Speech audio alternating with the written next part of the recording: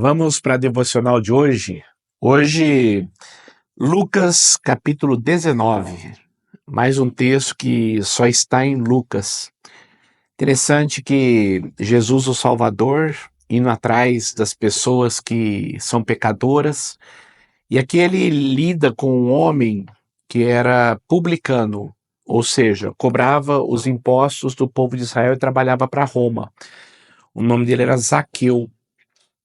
É interessante que os publicanos, eles eram extremamente odiados pelos judeus, porque eles eram pessoas ricas no meio de um povo pobre, porque eles davam impostos para Roma e geralmente os publicanos cobravam a mais. Então mandavam uma parte do imposto e outra parte retinha para eles.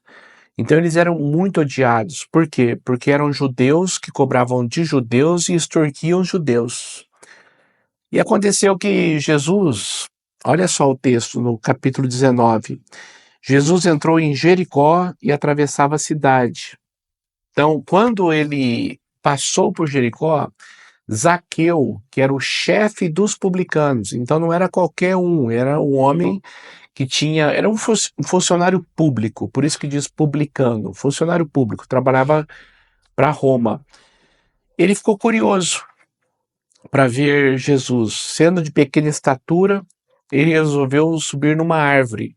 Olha que coisa interessante. Deus é o Deus que nos surpreende. Todas as vezes que você buscá-lo, você vai ser surpreendido. Pode acreditar nisso. Zaqueu subiu numa árvore para vê-lo. E qual foi a reação dele que quando Jesus, debaixo da árvore, olhou para cima e disse: Zaqueu, chamou pelo nome. Hoje eu vou ficar na sua casa. Imagina a multidão. Quantas pessoas dariam tudo para ter Jesus em sua casa? E ele desceu depressa. E ele levou Jesus para sua casa. E lá ele chamou também outros amigos para comerem juntos com Jesus. Então imagina, a ideia dele era somente ver Jesus por curiosidade. E esse Jesus o surpreendeu, chamando-o pelo nome e ficando na casa dele. E quando ele estava lá e vendo o amor de Cristo, vendo aquele momento e saboreando aquele momento gostoso, ele se levantou e disse: Senhor, hoje eu resolvo, presta atenção nisso, hoje eu decido dar a metade de tudo que eu tenho para os pobres. Ele era muito rico. E se em alguma coisa eu tenho defraudado alguém, eu vou restituir 4 vezes mais. Eu vou pagar 400%. O que Jesus olhou para ele e disse? Hoje houve salvação nessa casa. E sabe por que houve salvação nessa casa? Porque houve mudança de vida. Porque houve decisão. Não adianta eu falar que eu amo Deus, sirvo Deus, se a minha vida não mostra isso com atitudes. E qual que era o problema de Zaqueu? O dinheiro. Qual que era o problema de Zaqueu? Extorquir as pessoas. E foi justamente nesta área vulnerável dele que Deus agiu de uma forma tal que ele decidiu: Senhor, eu abro mão disto por amor de ti. Hoje houve salvação nessa casa. E aí tem um versículo que eu quero que você grife aí na sua Bíblia, tá? É praticamente o tema de Lucas. O tema de Lucas. Se você quiser marcar aí do lado com uma caneta, o tema de Lucas. Pois o Filho do Homem veio buscar e salvar o que estava perdido. Aqui é o tema. Todo o Evangelho de Lucas, a denotação principal é esta. Jesus Cristo veio buscar e salvar o que estava perdido, ou seja, o Salvador, que veio para dar nova chance, nova vida, dar o perdão para os pecados para aquele que estava perdido.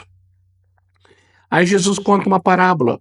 Estando eles a ouvi-lo, ou seja, ali mesmo no jantar, ele passou a contar-lhes uma parábola, porque estava perto de Jerusalém E o povo pensava que o reino de Deus ia se manifestar de imediato. Eu quero que você preste muita atenção nisto. Jesus estava indo para Jerusalém e ia ser morto. Mas quando ele chegou em Jerusalém, teve aquela entrada triunfal, nós vamos ver isso amanhã. Todo o povo, hosana ao que vem em nome do Senhor, filho de Davi, reina hoje, reina já, eles esperavam um reino político. Assim como eu já falei, Roma dominava, seria Israel que ia dominar com Cristo como rei. Então todos estavam pensando dessa forma. As pessoas estavam esperando um reino neste mundo, instaurado aqui. E Jesus conta esta parábola das 10 minas. Presta muita atenção aqui. Ele disse, no versículo 12, um homem de nobre nascimento, ou seja, uma pessoa rica, foi para uma terra distante para ser coroado rei e depois voltar. Então chamou 10 dos seus servos, e lhes deu 10 minas. E disse a eles, façam esse dinheiro render até a minha volta. 10 minas. O que seria 10 minas? Seria meio quilo de prata. Então, era uma maneira de se contar o dinheiro, tá? Então, meio quilo de prata. E aí, quando ele voltou, o servo que recebeu as 10 minas deu 20. Senhor, aqui estão as 10 minas e eu estou te dando mais 10. E aí, o Senhor disse no versículo 17, muito bem, servo bom, respondeu o seu senhor, por ter sido confiável no pouco, governe sobre 10 cidades. E depois o outro disse assim, eu recebi 5. Aí o senhor falou assim, você vai dominar sobre 5 cidades. E depois chegou um que guardou a mina, guardou aquele meio quilo de prata envolto num lenço e disse, aqui está o seu dinheiro. Eu fiquei com medo, porque o senhor é muito exigente, ou seja, eu não conhecia o coração do Senhor. Queridos, tem muitas pessoas que pensam isso de Deus, sabe? Que Deus é exigente, que Deus só cobra, que Deus vai mandar todo mundo para o inferno, que Deus vai condenar todo mundo. Tem pessoas que têm uma visão totalmente equivocada a respeito de Deus. Só pelo fato de Deus ter dado aquele Senhor ter dado aquelas minas para eles, como a parábola dos talentos também, ou seja, a generosidade, vocês vão cuidar do que é meu. E a generosidade, você vai tomar conta de 10 cidades, você vai governar sobre 5 cidades. Ou seja, havia graça, havia amor, havia respeito, havia justiça no coração daquele homem. Mas aquele homem não o conhecia, como muitas pessoas não conhecem Deus. Não vêm para a igreja porque pensam que é só cobrança, é um Deus que cobra, é um Deus que exige, é um Deus que castiga. Uma visão errada, equivocada de Deus. E quando ele pegou aquela mina, ele deu para o que tinha 10. E aí até questionaram, mas ele já tem 10. Aí Deus disse o seguinte, a parábola, né? Aquele que tem, terá mais. E aquele que não tem, ainda o que tem, lhe será tirado. Ou seja, eu tenho que desenvolver meus dons, meus talentos, meu tempo, meu dinheiro, meu amor. Quanto mais eu dou, mais eu terei. Essa é a matemática do reino. Quanto mais amor você der, mais amor você terá. Quanto mais paz você der, mais paz você terá. Por outro lado, quanto mais ódio você semear, menos amor você terá e mais ódio cairá sobre a sua vida. Então cuidado com o que você tem semeado, viu? Revolta, xingamentos. Isso aqui é uma palavra muito poderosa. Aquele que tem será acrescentado. E tinha algumas pessoas que não queriam que aquele rei dominasse sobre elas. Aí ele diz o seguinte no versículo 27. E aqueles inimigos meus, aqueles que não queriam que eu reinasse sobre eles, tragam-nos aqui e matem-nos na minha frente. Sério, né?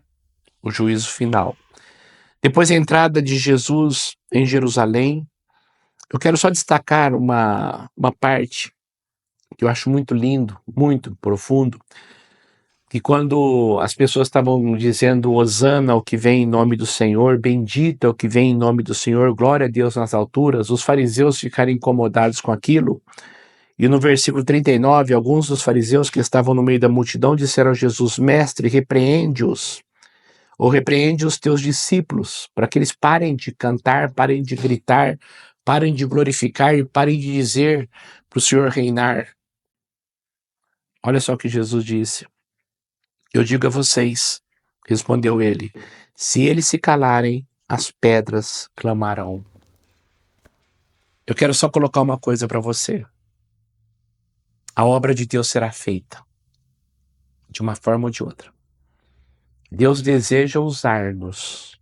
É um privilégio muito grande investirmos naquilo que é eterno. Mas se nós não fizermos a obra, as pedras vão clamar em nosso lugar. De qualquer forma, o reino de Deus vai ser instaurado aqui. É um privilégio para mim e para você participarmos desse projeto glorioso e eterno. Mas eu digo para você de todo o meu coração, se o homem não se dispuser a fazer, vai ser feito de qualquer forma. Até as pedras vão clamar se for necessário. Deus é Deus e não precisa de ninguém. Ele deseja nos dar o privilégio de sermos usados. Deus sem você continua sendo Deus.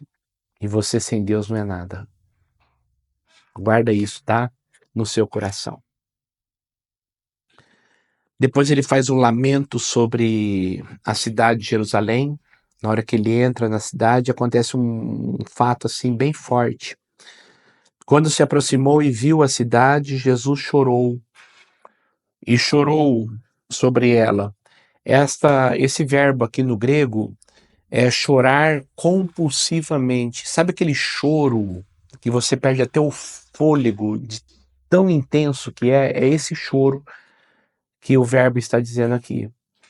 É um choro intenso, um choro de soluçar, um choro de perder a voz. Por quê? Porque Jesus ama o seu povo. Jesus ama, no caso Jerusalém, ama Jerusalém. E ele sabia de tudo que ia acontecer com a cidade. Jesus sabia todos os profetas que morreram ali. Ele mesmo iria morrer. O povo gritando, fora com este, solte-nos Barrabás. Ó Jerusalém que matas os profetas. Ele sabia de tudo que ia acontecer. E ele chora compulsivamente. E o versículo 44, também a lançarão por terra, você e os seus filhos. Falando sobre Jerusalém. Você, Jerusalém, e os seus filhos. Não deixarão pedra sobre pedra. O templo seria destruído pelo imperador Tito no ano 70 depois de Cristo, e eles iam tirar todas as pedras, todas as pedras. Não ficou literalmente pedra sobre pedra, porque você não reconheceu a oportunidade que Deus concedeu. Esse texto para mim é fortíssimo. Eu quero que você grife-o. Porque você não reconheceu a oportunidade que Deus concedeu. O que Jesus está dizendo aqui é o seguinte: vocês perderam muitas oportunidades de se arrepender. Vocês perderam muitas oportunidades de mudar de vida. Vocês perderam muitas oportunidades. E eu digo para vocês,